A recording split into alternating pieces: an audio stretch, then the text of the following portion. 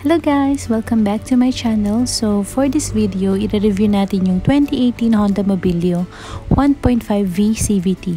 So ito yung details nung sa headlight. So meron siyang black na design. So far si Mobilio pa lang yung nakita kong may ganyan na design. And then ito yung front grille niya. And then yung color pala nito, it's the regular white, taffeta white. Walang additional 20,000. Kasi white orchid pearl yung may additional na 20,000. And then yung presyo nito, it's 958,000 pesos. So 2018 model pa rin to. Same lang sila ng 2017. So manufacturing date lang uli yung difference. So ayan siya. Tapos yung sa fog light niya, as you can see, yung color white niya, medyo nakaangat ng konti. So yung design niya. Ayan. So, same engine lang sila ng BRV.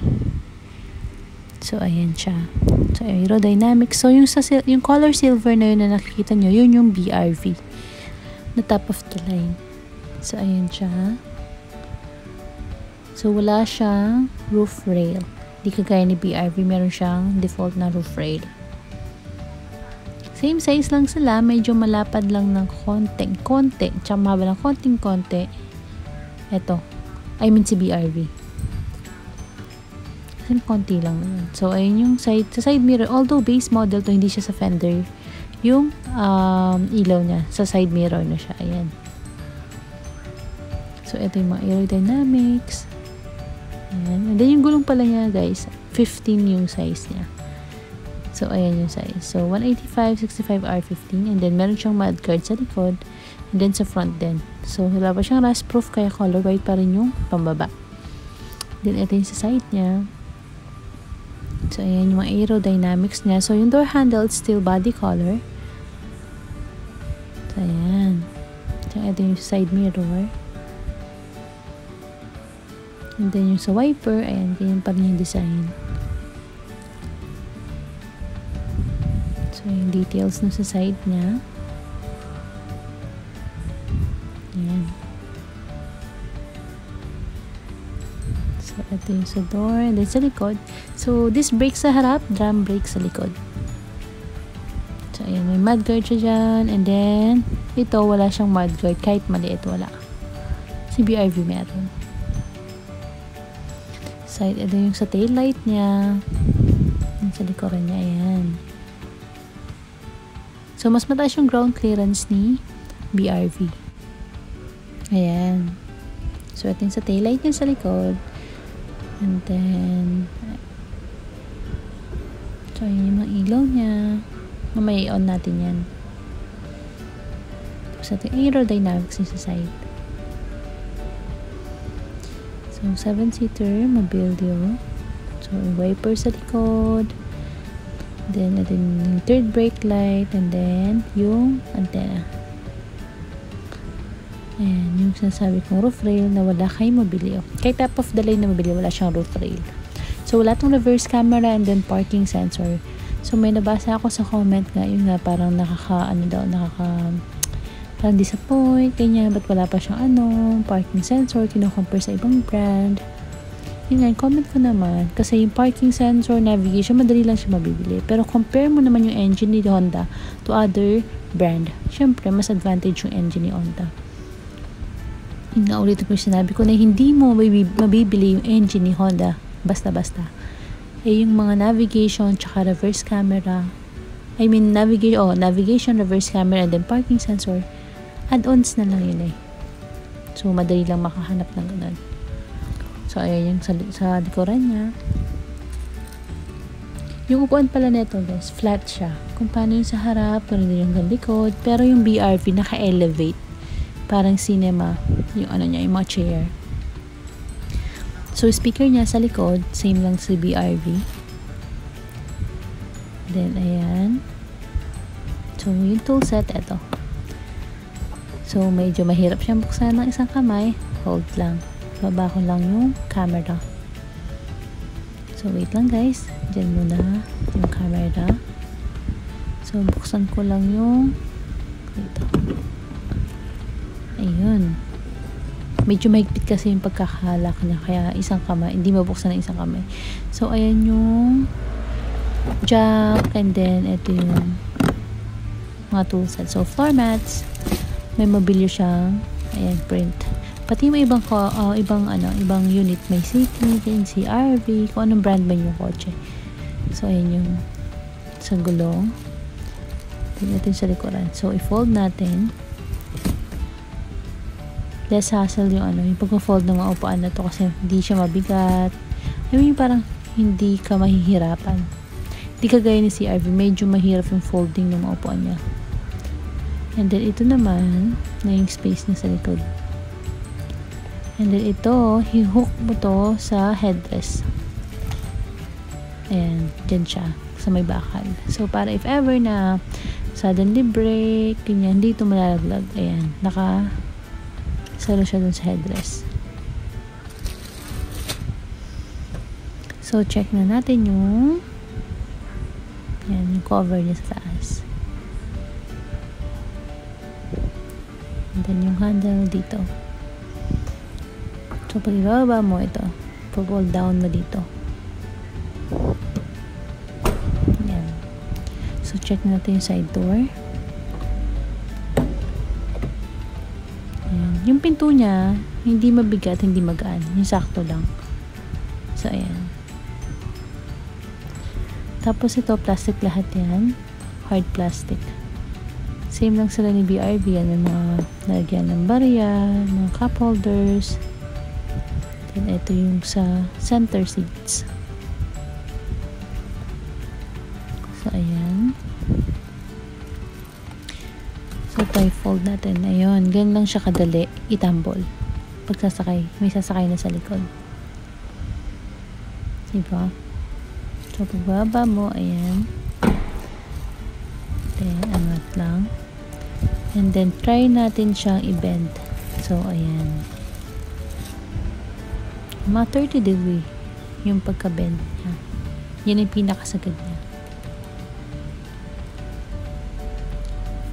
So, yun yung aircon. Sa yung location kay BRV. So, check na natin yung sa driver side.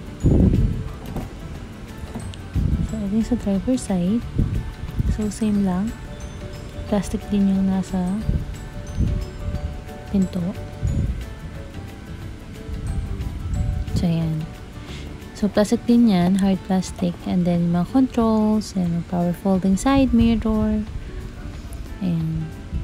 So, yung speaker dyan. Tapos, yung location lang ng engine bay. And then, yung sa gas. Ayun dyan. Then, yung tire pressure. Ayan, yung tire pressure. 30 to 32. So, ito wala siyang height adjustment. So, medyo mababa yung mga upuan ni Mobilio tsaka ni BRV. So, sakay tayo, guys. Dito wala siyang abang. Yung mga abang lang yan. Siguro pag 2019 model, 2020 yan, baka bigyan nila ng mga option. Yung bilog doon kasi yung top of the line, meron siyang push start engine. Doon located. Then, ito yung steering wheel niya. So, ayan. Ito yung loob ni 2018 Honda Mobilio 1.5V CVT. So, yun yung details. Ayan. So, yung itsura niya, mga chrome accent.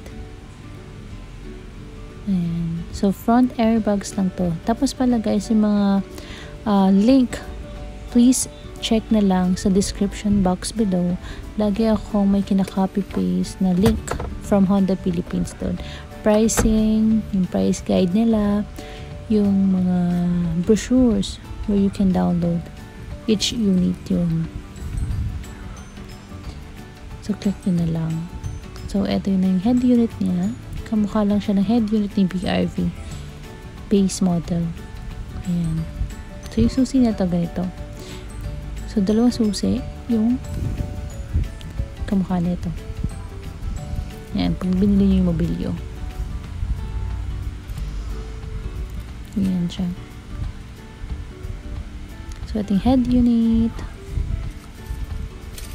Then, try natin i-on yung sa dashboard. So, ayan. So, color blue yung sa dashboard niya. Ayan siya, guys. flat lang siya. And color blue.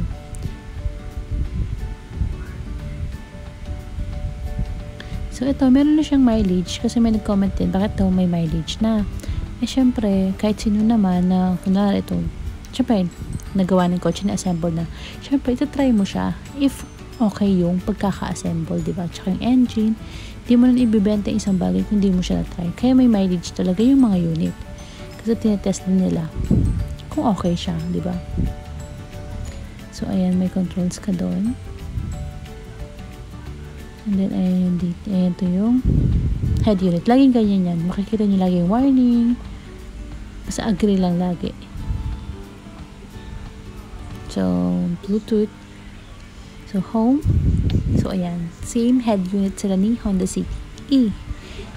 So, ayan. Tsaka ni VRV-S.